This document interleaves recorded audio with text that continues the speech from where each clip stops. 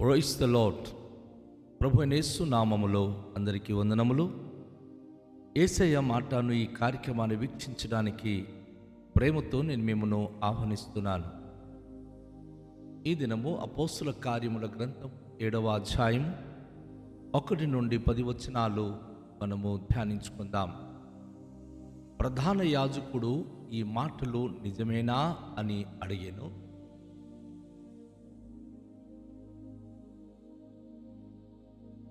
అందుకు స్తెఫాను చెప్పిన ఏమనగా, సహోదరులారా, తండ్రులారా, వినుడి. మన పితరుడైన అబ్రహాము హారానులో కాపురం ఉండక మునుపు మెసొపొతేమియాలో ఉన్నప్పుడు మహిమగల దేవుడు అతన్ని ప్రత్యక్షమై, నీవు నీ దేశమును నీ స్వజనమును విడిచి బయలుదేరి నేను నీకు చూపింపబోవు దేశమునకు రమ్మని అతనితో చెప్పెను. అప్పుడు అతడు కల్దీయుల దేశమును విడిచిపోయి హారానులో కాపురముండెను. అతని తండ్రి చనిపోయిన తర్వాత అక్కడ నుండి మీరిప్పుడు కాపురమున్న ఈ దేశమందు నివసించుటకై దేవుడు అతన్ని తీసుకొని వచ్చెను. ఆయన ఇందులో అతనికి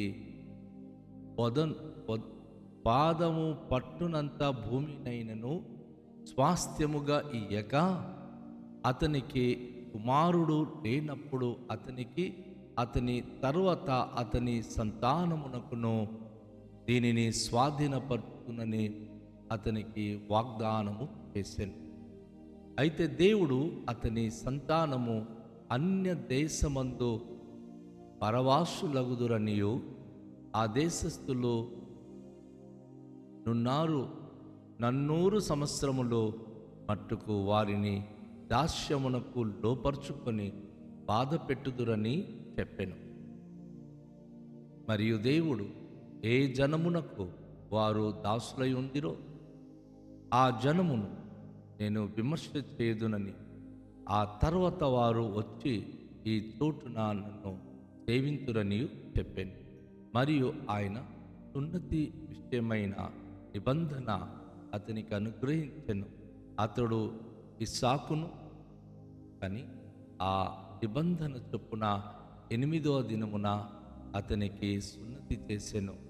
ఇస్సాకు యాకోబు 12 గోత్రకర్తలకు అని వారికి సున్నతి చేసెను. ఆ గోత్రకర్తలు మత్సరపడి యోసేపును ఐగుప్తులోనికి పోవుటకు అమ్మివేసింది. కానీ దేవుడు అతనికి తోడై ఉండి అతని ప్రజలన్నిటిలో నుండి, శ్రమలన్నిటిలో నుండి తప్పించి దయను జ్ఞానమును ఐగుప్తు రాజైన ఫరో ఎదుట అతనికి అనుగ్రహించినందున ఫరో ఐగుప్తునకును తన ఇంటి వారంతటికి అతని అధిపతిగా నియమించెను. ప్రభునందు ప్రియమైన వాళ్ళారా, ఈ వాక్య భాగములో దేవుడు అబ్రహామును ఏర్పరచుకున్న విధానము, ఇజ్రాయిలు జనాంగానికి ఆయన ఏ రీతిగా క్షేమాభివృద్ధి పరిచెనో దాని గురించి చరిత్ర స్టెఫాను వివరిస్తూ ఉన్నాడు. ఎందుకంటే వీరు అందరికీ ఉన్నటువంటి ఆలోచన ఎటువంటిదంటే, వీరు ధర్మశాస్త్రానికి విరుద్ధంగా ఈయన మాట్లాడుతున్నాడు, మన ఆచారానికి విరుద్ధంగా ఈయన మాట్లాడుతున్నారని చెప్పారు కదా.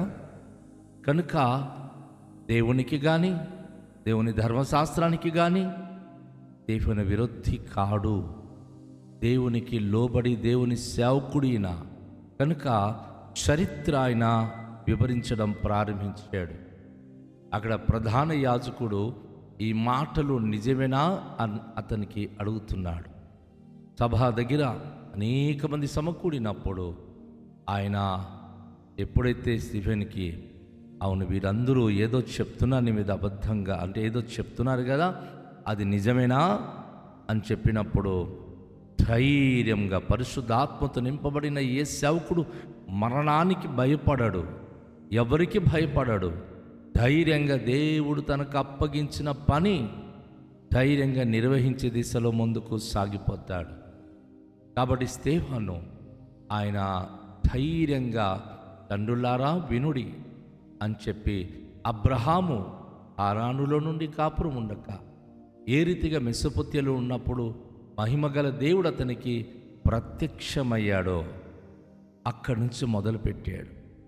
హారానులో నుండి మెసొపొత్యములో ఉన్నప్పుడు దేవుడు తనకు పిలిచినట్లుగా ఆయన దాని విషయం చెప్తూ, నీవు నీ దేశమును నీ స్వజనులను విడిచి బయలుదేరి నేను నీకు చూపించబోయే దేశమునకు రమ్మని అతని చెప్పాను.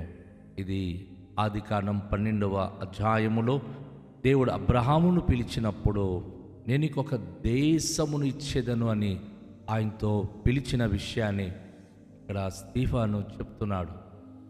దేవుడు తనను ఏ విధంగా అబ్రహామును దీవించడానికి ఉద్దేశించి తన స్వజనుల నుండి ఆయనకి బయటికి రమ్మని పిలిచాడో అది ఆయన ప్రజలకు చక్కగా వివరిస్తూ ఆయన మాట్లాడుతూ అంటున్నాడు, కల్దీయుల దేశాన్ని విడిచిపెట్టి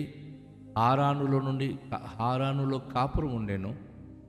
తన తండ్రి చనిపోయిన తర్వాత అక్కడి నుండి మళ్ళీ ఆయన ఇప్పుడు మీరు కాపురం ఉన్నటువంటి ఇజ్రాయేల్ దేశానికి ఆయన పరవాసిగానే వచ్చాడు. ఆయన ఆ దేశంలో ఆయన సంచరించినప్పుడు ఎక్కడ కూడాను దేవుడు అతనికి పాదము పట్టునంతగా భూమి అయినను స్వాస్థ్యమైనను ఇవ్వలేదు. ఎందుకంటే దేవునికి ఒక ప్రణాళిక ఉంది. చాలామంది దేవుడు మనకు దీవిస్తానన్నాడు కదా, ఇప్పుడే దీవించేయాలి, ఇప్పుడే మనకు అన్నీ ఇచ్చేయాలనుకుంటారు. తప్పు. సర్టన్ టైం ఆయన చూస్తాడు. ఇక్కడ అబ్రహాము దేవుని చేత ఆశీర్వదింపబడ్డానికి ఎవ్వరూ లేనప్పుడు ఆ స్థలం ఇచ్చి ప్రయోజనం ఏముంది? చాలామంది ఏదేదో సాధిస్తామంటారు, ఎవరుండరు. కానీ కొంతమంది మాత్రం మనము ఏదో చేసేస్తామనుకుంటాం. తప్పు. దేవుడు అందరినీ సమకూర్చి అందరికీ ఏక మనసు ఇచ్చినప్పుడు అందరి యొక్క ఐక్యతతోనే ఏదైనా మనం సాధించడానికి అర్హత కలిగిన వారమై ఉంటాం. ఇది ఖచ్చితం. కాబట్టి ఈ యొక్క వాక్య భాగంలో మనం గమనించినప్పుడు అతనికి ఆ యొక్క కల్దీయుల దేశంలో లేక మెసొపొతేమియా ఆ ప్రాంతంలో మరి ఆయన ఉన్నప్పుడు పిలిచి ప్రస్తుతానికి ఉన్న ఇజ్రాయేల్ దేశం మీదుగా ఆయనకి నడిపించినప్పుడు గోపాదమంత స్థలం కూడా దేవుడు అతనికి ఇవ్వలేదు. కానీ తన సంతానానికి ఆ స్థలాన్ని ఇస్తానని వాగ్దానం చేసిన దేవుడు తన వాగ్దానము నెరవేర్చడానికి ఆయన కనిపెట్టాడు. అయితే దేవుడు అతని సంతానము అన్య దేశమందు పరవాసులగుదురు. ఆ దేశస్థుల్లో 400 సంవత్సరములు మట్టుకు వారు దాస్యమునకు లోపరుచుకొని బాధ పెట్టుదురని చెప్పాడు. గమనించండి, వీళ్ళు ఒక జనాంగంగా ఎదగాలి. ఇప్పుడు వాగ్దానం చేసిన కానాన్ దేశంలో ఉన్నత దేహులు ఉన్నారు, రాక్షసు లాంటి మనుషులు ఉన్నారు, గొలియాతులు వారి కుటుంబ సభ్యులు ఉన్నారు. ఈ అబ్రహాము సంతానమైనటువంటి యాకోబు 12 మంది కొడుకులు, వారి భార్య బిడ్డలు గనుక ఆ దేశంలో ఇప్పుడు స్థలం కావాలంటే ఒక చిన్న పల్లె వారికి ఇస్తాడు దేవుడు. అది సరిపోదు కదా, వారి కుటుంబ విస్తీర్ణత అయినప్పుడు అది వారికి సరిపోవు. కనుక దేవుడు వారు అభివృద్ధి పొందే వరకు మారుగా ఈ కుటుంబము, ఈ 12 మంది గోత్రికర్తలు వారి వివాహము చేసుకొని వారి కుటుంబాలు పెరుగుతూ సుమారుగా 30 నుంచి 40 లక్షల మంది అయ్యేవారు.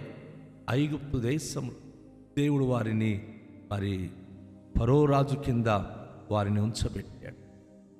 అది దేవుడు వారికి చేసిన వాగ్దానం. అయితే దేవుడు ఏ జనమునకైతే వారు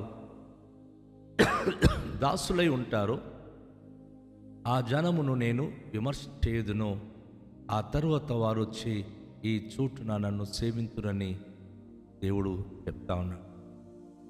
దేవుని యొక్క ప్రణాళిక చాలా అద్భుతమండి. అబ్రహాము కుమారుడు ఇషాకు కుమారుడు యాకోబుకు 12 మంది కుమారులు. ఈ 12 మంది కుమారులలో ఒక కుమారుడైన యోసేపుకు మిగతా 11 మంది వారు తనకు ఇష్టపడక అతనిని అమ్మివేశారు. ఐగుప్తు దేశపు కొంతమంది తనను తీసుకుని వెళ్ళిపోయి అలా దారుణంగా కుటుంబాలు పెద్దలందరూ కూడా మచ్చరపడి యోసేపును ఐగుప్తులోనికి అమ్మివేసినప్పుడు దేవుడు అతనికి తోడై ఉండి అతని శ్రమలన్నిటిలో నుండి ఆయనకి తప్పించి తన మీద దయ జ్ఞానము ఐగుప్తు రాజైన ఫరో ఎదుట కనుపరిచినప్పుడు అనుగ్రహించినప్పుడు ఫరో ఐగుప్తు దేశములో తన ఇంటికంతటికి అతనిని అధిపతిగా నియమించాడు. దేవుడు ఒక వ్యక్తిని ఏర్పరచుకున్నప్పుడు ఎంతమంది మచ్చరపడినా కుట్ర పనినా నాశనము చేయాలని అనుకున్నా దేవుడు ఏర్పరచుకున్న వ్యక్తికి తన దయ తన జ్ఞానమును అనుగ్రహిస్తాడు. కనుక ఆ వ్యక్తి ఎటు వెళ్ళినా సరే అక్కడ ఆయన వర్ధిల్లుతూనే ఉంటాడని దేవుని యొక్క వాక్యము ఈరోజు మనకు తెలియచేస్తూ ఉంది. కనుక ఇక మనం గమనించినప్పుడు మరి దేవుడు యోసేపును దీవించి తనకు తోడై ఉండి ఐగుప్తు దేశములో ఫరో ఎదుట అతనికి దయనొందిన వానిగా ఉంచినందుకు ఆయన అక్కడే స్థిరపడి తన కుటుంబం అంతటికి ఆ స్థలానికి తీసుకుని రాగలిగే ఆధిక్యత ఇచ్చాడు. కనుక ఈరోజు ఎంతమంది కుట్ర పనినా ఎంతమంది దూషించి ద్వేషించినా దేవుని దయ దేవుని జ్ఞానము కనుక మన పైన ఉంటే అన్ని స్థలాల్లో మనము అభివృద్ధి పొందుతాము, క్షేమముగా జీవిస్తామే కానీ ఎప్పటికీ మనము దిగజారిపోము. దేవుడు అటు ధన్యత అటు కృప మనకు అనుగ్రహించి నడిపించేలాగున రండి ప్రార్థన చేద్దాం. తండ్రి మీకు వందనాలు. స్టీఫెను బోధించిన బోధన మేము విన్నాం. ప్రభువా, అబ్రహాము నుండి ఇశ్రాయేలీయులు ఏ రీతిగా ఐగుప్తు దేశానికి నడిపించబడ్డారు, యోసేపు మీదకి మీ దయ మీ జ్ఞానము ఏ విధంగా మీరు కుమ్మరించి అన్య రాజుల ఎదుట అనునిగా మీరు ఎంచారు. ఈరోజు మా దీన జీవితాల్లో మీకు విధేయత కలిగి లోబడి ప్రభువా, ఈ అన్యజనుల దేశములో లేక అన్య జనాంగమ మధ్య మీ దయను మీ జ్ఞానమును కలిగిన వారమై మేము చక్కగా జీవించే భాగ్యం అనుగ్రహించండి. మీ యొక్క కృపహస్తము మా పైన ఉంచండి. ఈ దినము ప్రతి బిడలు మీ యొక్క ఆత్మతో నింపబడి జ్ఞానముతో నింపబడి మీ మహిమ కొరకు జీవించే భాగ్యవంతులై ఉండే కృపదాయి చేయమని యేసు నామములో ప్రార్థిస్తున్నాము తండ్రి, ఆమేన్. అందరికీ షాలోం. ప్రభు మనను దీవించునుగాక.